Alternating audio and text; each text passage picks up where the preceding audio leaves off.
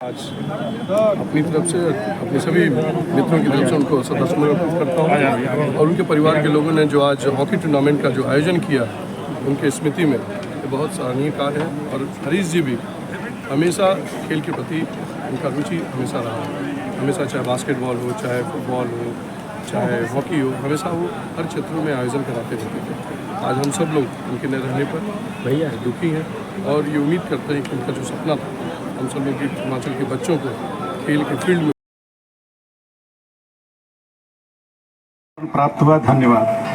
दीनदयाल उपाध्याय गोरखपुर विश्वविद्यालय गोरखपुर के पूर्व छात्र संघ महामंत्री श्री धीरज सिंह हरीश जी युवा वर्ग में अत्यंत लोकप्रिय थे। हॉकी खेल से उनका गहरा जुड़ाव था।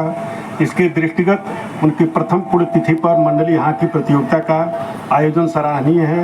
मुझे पूर्ण विश्वास है कि यह प्रतियोगिता गोरखपुर मंडल में हॉकी खिलाड़ियों को अपनी प्रतिभा को प्रदर्शित करने का एक सार्थक मंच प्रदान करेगी। आयोजन की सफलता है मेरी हार्दिक शुभकामनाएं। शुभभावनाओं सहित योगी आदित्यनाथ जी महाराज। स्वर्गीय धीरज सिंह हरीश जी के प्रथम पुण्यतिथि के अवसर पर मंच पर उपस्थित भाई आदरणीय श्री मनीष सिंह जी, छात्र नेता भारतीय जनता पार्टी के वरिष्ठ नेता सतपाल जी, आदित्य सिंह आगू जी, श्रवण जी, श्याम जी त्रिपाठी जी, रणविजय शाही जी, रामपाल जी, संजय सिंह जी, पंकज सिंह जी, प्रेम माया जी, अर्जुन नवाडी, हौसला सिंह जी, अंतर्राष्ट्रीय पहलवान, जिला पंचायत के सदस्य आदरणीय श्री माया शंकर शुक्ला जी, चंद विजय सिंह जी, मंच पर उपस्थित सभी हमारे जितने लोग बैठे हुए हैं, हमारे सभी अभिभावकगण, मित्रगण, सबसे पहले तो मैं अपनी तरफ से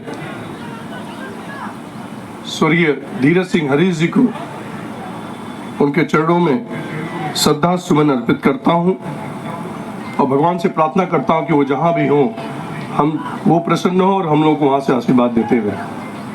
साथियों, आज का ये एक दिवसीय टूर्नामेंट के इस हॉकी टूर्नामेंट के अवसर पर मुझे मनीष जी ने बुलाकर निश्चित तौर पर मैं ये कह सकता हूं कि आपने मेरे ऊपर एहसान किया है। मैं इस बात को इसलिए कह रहा हूं कि मुझे याद है जब 7 अक्टूबर की ये घटना में जब हुई थी तो उस समय मैं बाहर था और मैं उनकी अंत्येष्टि में नहीं आ पाया। मैं तड़प के रह गया था क्योंकि धीरज सिंह हरीश जी से मेरा व्यक्तिगत संबंध था, एक राजनीतिक संबंध नहीं था। मुझे याद है कि जब मैं पहली बार 96 में मेरे स्वर्गीय पिताश्री की जब हत्या हुई, उसके बाद जब मैं बांसगांव में चुनाव लड़ने के लिए गया था तो एक बड़े भाई की भूमिका के तौर पर वो हमेशा मेरे लिए मेरा भला कैसे हो, हमेशा उन्होंने ये प्रयास किया है।